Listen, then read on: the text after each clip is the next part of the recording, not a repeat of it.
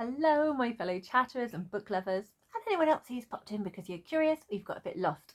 I'm Chatty, and welcome to my channel, Chatty the Mad Chatter, where I'm going to be chatting away madly about what I am reading for Orilium, the magical readathon created by G from Book Roast. So this is the Spring Equinox. We have all chosen our classes, and I am now starting what I call my segmented study. So I can't vlog because I can't edit my videos. I have to do everything in one shot. So it's sort of like a vlog, but done in pieces is basically what this is. So this is the first one. So cheers everyone. One shot, no editing. Clink, clink, clink. Bring on the chaos. Okay, so if you are absolutely unsure as to what all this is, I have linked G's introduction to the magical readathon and how you can get involved if you want to from scratch, and also her announcement video in the description box. So please go and check those out, and then you'll get a better idea of what this is all about. If you're interested in my journey with the readathon, I will also link the playlist and you can have a look through that as well. So the first subject I am going to be studying, well, not me, my character is an elf called Psionics, and then they're a bit of a book nerd, and they are studying the Star Whisperer calling. So there are 5 subjects, but Psionics kind of wants to study everything. I'm going to be focusing on the 5 for the Star Whisperer and hopefully getting these done over April, but I'm just going to continue with all the classes until we get to August, and we'll see what happens. So let's see what Psionics is studying first. So the first subject that Psionics needs to study is Astronomy. Studying Astronomy, the Eclipse Effect. Read a book with 2 E's in the title. And so I have chosen Her Majesty's sRoyalCoven, which has 3 E's, by Juno Dawson. This is an adult fantasy. It's a supernatural fantasy about a coven of witches. They are sort of linked to the government, but not in charge of the government. It's very much kind of linked in with our world in a modern day setting. And I can't wait to tell you all about it. So I read Her Majesty's sRoyalCoven, and this is a book that I have been anticipating since months before it came out. I've only read non-fiction by Juno Dawson, but I really enjoyed it. I enjoyed her humour, and I just kind of enjoyed the way she spoke. And when I heard the premise of this and that it was Juno Dawson, I just felt that I was absolutely going to love it. So I pre-ordered it, picked it up from one of my local bookshops in the city of Brighton, the City of Books, and it then went under my bed, and I only recently earned it, and it was incredible. I had such a good time with this book. It was so much fun, and it's exactly what I needed. It was more than what I hoped for. So I'm just so thrilled to have read this, and I can't wait to read the second one. So first of all, I'll talk about it non-spoilery, and then I'll go into spoilers. So please look at the timestamps and I will guide you through. So we are introduced to a coven of witches. They're like baby witches. They're literally about to be inducted. And it's in the 90s, around the time of the Spice Girl pop phenomenon. And they're 5 girls. We see them start to be inducted, and then we later see them years later. They're all in their 30s. It's modern day, and they're all doing grown-up jobs. Some are continuing to work for like Her Majesty's sRoyalCoven, a part of HMRC. Others have kind of split away. They're sort of doing witching on the down low, and we kind of pick up all the different characters, sort of where they are, and they all start coming back together again. So in the history of the world, there has been a war, and they're kind of rounding up the last stragglers. Now the country's at peace, but they've all been kind of hurt by it in different ways. But now there's kind of a new threat on the horizon, and the way they approach this and the way they deal with this can sort of like put them at odds with each other, or will kind of strengthen their friendship bond. So the friendship group has drifted apart and it's pulled back together. So we've got themes of friendship, the kind of sorority idea, we've got feminism in here, there is LGBTQ rep in here, and there is fantastic Spice Girl references in here, which, as a child of the 90s who really enjoyed the Spice Girls, I really enjoyed that. It's got a really kind of fun, fast-paced feel to it, whilst then having a serious undertone. The plot was very gripping and pulled you along. I really started to care for the characters. I started to be annoyed by other characters, and I just enjoyed the world that Juno Dawson has created, the kind of history of the witches, the different powers of the witches, how they kind of lived in sort of day-to-day society. I'd say kind of with the magic system, it's kind of a mixture between hard and soft. It's hard in that it's very clearly defined what witches' powers are, but amongst that they kind of have general abilities, and they are kind of leveled on how well they can use their other abilities on top of their specialism. So there's like 4 different types of witches. That's kind of like their specialism, but most witches can do certain witchy things like telekinesis, so they can like move things with their mind. But the higher level you are shows your better skill and shows what you are. So like this was discussed on what the different levels were, so you had a certain idea of their power within that. So it really worked for me. I was here for the ride. It all felt believable within the world. There were some wonderful characters in here, and we meet some sort of junior witches that are starting to find themselves as well. To start off, if you are going into this book really wanting a queer book, you don't get the queerness straight away, but the more you keep reading, it kind of comes into the story, and I'll just leave it there. I'm now going to go into spoilers because there's lots of stuff I want to talk about in here that was fabulous, and I just need to talk to someone because I finished this today and I'm so excited. It's Easter Saturday for anyone who's interested. I finished it today and I'm just kind of buzzing and want to talk about it, and I'm so excited for the next book in this series. So spoilers are coming.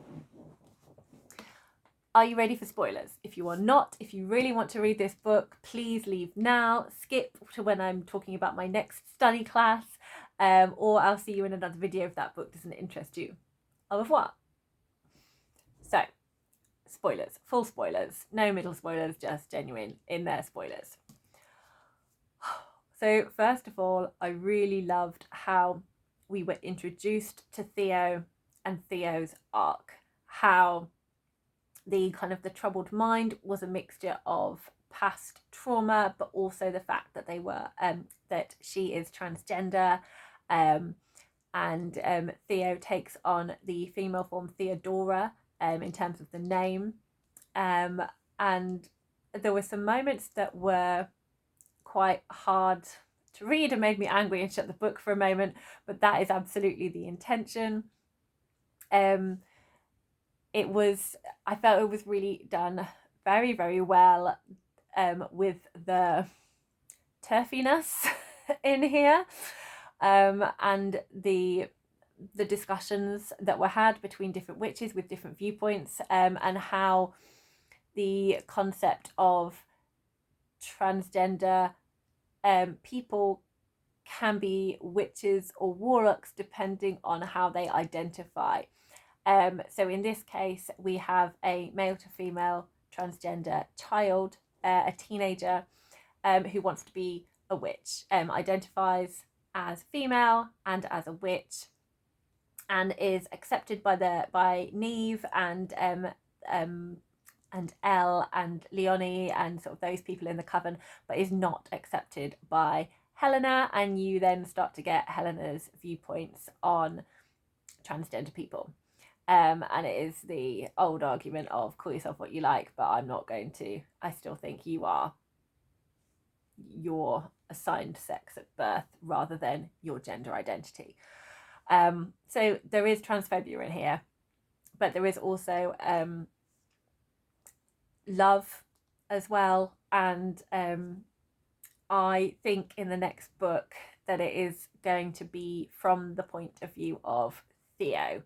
If it's not from the point of view of Theo, I'm going to feel cheated. I really, really feel that's the way the story must be heading because of how we were left at the end of this book. But I'm jumping ahead. So I thought I really enjoyed how Neve was introduced as a character, how we got her backstory and kind of her role within this sisterhood, and that she was kind of more of like a mentor to the younger witches, and then she starts doing that again to Theo, and as a sentient she's able to kind of appreciate people's emotions and things, and how all of that kind of worked within her character. I thought that was brilliant. And how she's able to kind of cut through that everyone fears Theo because they don't understand her, and then Neve is instantly to see straight away that she's terrified, and she's probably not able to control all her magic because she's so terrified, and takes her back to her cottage and under her wing. And just, I love the love and care that kind of happened within this book, but the maternal relationship between Neve and Theo, it was just beautiful. It was just, I really appreciated that and needed that because I wanted to adopt Theo, this poor little waif that's just been buffeted from home to home, and just one day is randomly kidnapped by witches with it's just terrifying. And then obviously it's not obviously, but it then is revealed that Theo has spoken to Holly that they are transgender and are not kind of sure what to do with it or how to be. And fortunately, Holly is able to kind of talk with adults without revealing that she betrayed Theo's trust. And all the caregivers are then able to kind of understand Theo a bit more and support Theo. And I just thought all of that was beautiful. It was just, it really kind of balanced out Helena's attitude, seeing everyone else's attitude. And then we have to move on to the wonderful Leonie in this. So Leonie has made her own coven. Dysphoria, I think is how it's pronounced, but I'm never good with pronunciations. Leonie is black and she is a lesbian, so she understands intersectionality and how certain brands of feminism only think about white cis women. And I thought that was done really, really well and kind of woven throughout this book, and it just felt really natural. I think all of the social issues that reflect in our society felt really natural and organic in this. It did not feel like, boom, this is how I feel about feminism, boom, this is how I feel about trans. It was just woven into the story, and it just happened naturally and beautifully, and it just worked really well. Like everything was kind of set up to then when things happen, you completely understood that characters will react in certain ways and things were kind of in place for support systems and things. I just felt it worked really well. So obviously I am reading this as a white cis woman, but from where I was sitting, I did feel that the black representation was done really well. I really feel that Juno Dawson got sensitivity readers in here. It just felt, Leonie felt very believable as a black character. It wasn't just we were told she was black and that was it. She felt like she understood how it was to live as a black person and face discrimination, and that as welcoming as the Coven when she was a child was, she very much felt like the odd one out. Like when they did the Spice Girls, she was just given Scary Spice because Scary Spice is black and so is Leonie, and they never asked her who she wanted to be. So intersectionality is something that's definitely discussed a lot in here, that there are different ways of working, and I just thought it was done brilliantly. So obviously Leonie has a lot of tools at her disposal and a different way of thinking to the HMRC way of thinking, and I just really like the support that they give Theo in this. And I love it when things go down and the sisters have each other's back and they're like there and ready. It just felt really empowering. It felt very much like the girl power of the 90s, and I really enjoyed it. Oh, so some things that were hard to read in this book, but I thought beautifully done and really well done, was the different magics. So the oracles, the sentients, the healers, and the elementals. So elementals can obviously control the elements, and depending how good at magic you are, the better your power is. Sentients can read minds and memories and thoughts and sense emotions and kind of get a feel of where people are. Healers can heal themselves instantly, but also heal other people to a certain extent. There needs to be a certain amount of life in there, and they have to have a certain amount of energy giving back. And oracles can see the future, and oracle sounds like the scariest type of witch to be. The future freaks me out. Like that whole knowing sort of like the future, but not knowing if you are going on the right path to prevent disaster, or if your choices you're making to stop the disaster are actually the things that set the disaster in motion. Like, I hate that, like, mind screw up moment. It really freaks me out. I loved their kind of like family mentor, Annie, who was an oracle who they had in here. I thought she was a wonderful mad cat lady that they included in the book. And it was just absolutely heart-wrenching when Helena assassinated her. It was horrible. But I was not quite expecting the brutality of Helena being executed. I wasn't sure if we were going to get a redemption arc or what was going to happen, but no, she was unable to accept criticism or that she was wrong to the bitter end. And oh my goodness, the Victorian execution of the pipes was quite horrifying. Yeah, I don't think I could wish that on anyone.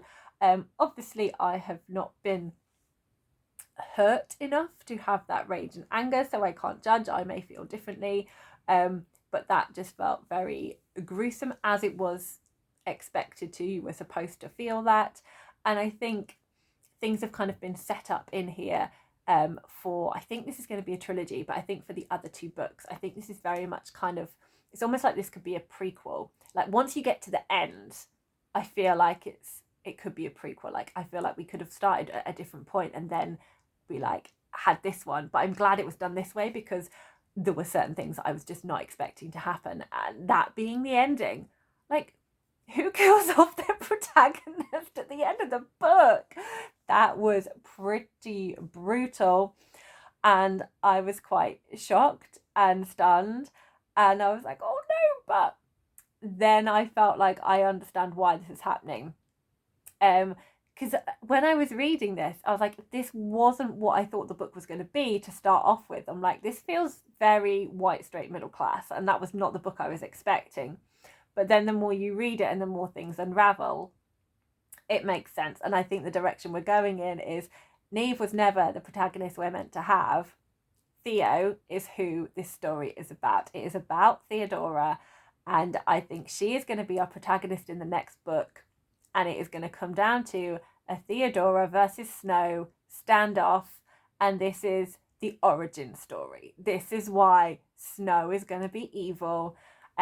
She's going to team up with other people that want to take down stuff. She's going to have a lot of rage because of what happened to her mum, the brutality of how it all happened. She's not going to care that it wasn't something her friends wanted. She's out to get them. Her parting line, massive homophobia, massive rage induced.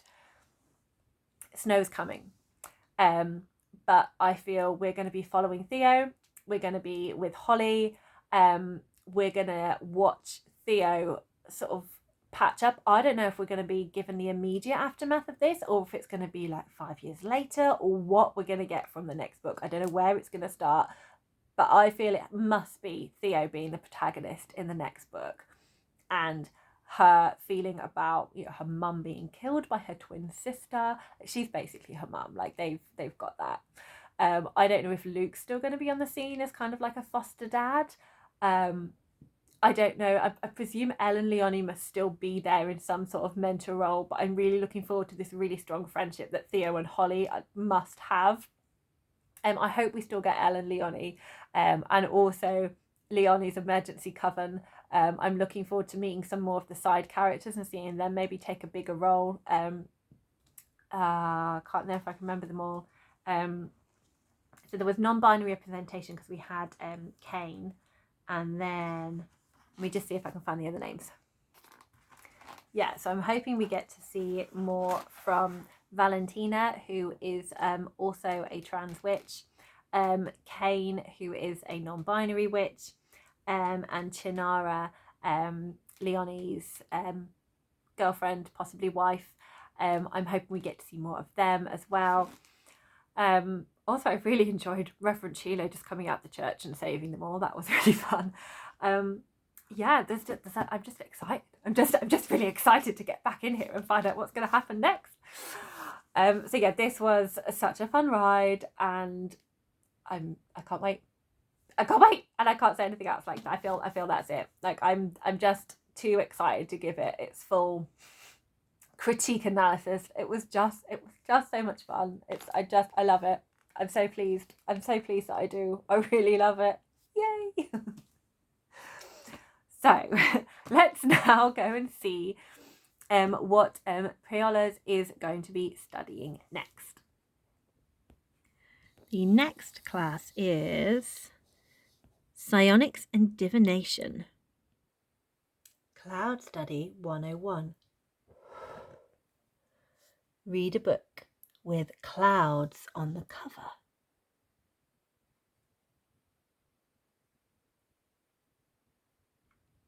And for this, I'm choosing Rainbow Grey, Battle for the Skies by Laura Ellen Anderson. This is the third book in the Rainbow Grey trilogy. It's the final book, and it is a it's a middle grade fantasy. So I loved the first two Rainbow Grey books. I really loved the first one as it introduced us to the world. And we met Grey and found out what her powers were. And we went on a really fun journey with her. She's got two fabulous friends and an amazing animal companion, which is the cloud cat Nim. And then it all continued in the second book, and we found out even more about the world and more of Ray's powers. And there was a really kind of heartwarming, heartfelt moment at the end, which I really enjoyed. I was hoping there was going to be 7 books, but there's not, there's 3. So it's all going to be kind of wrapped up in this book now. So I'm interested to see how it's all going to play out. Let's look at these beautiful edges here with this amazing rainbow sunflower. So I have read the first chapter in here, and it is basically kind of a sort of bringing you kind of back into the story. We're with Ray in school with her 2 friends, Droplet Dewdrop and Snowdon Everfreeze.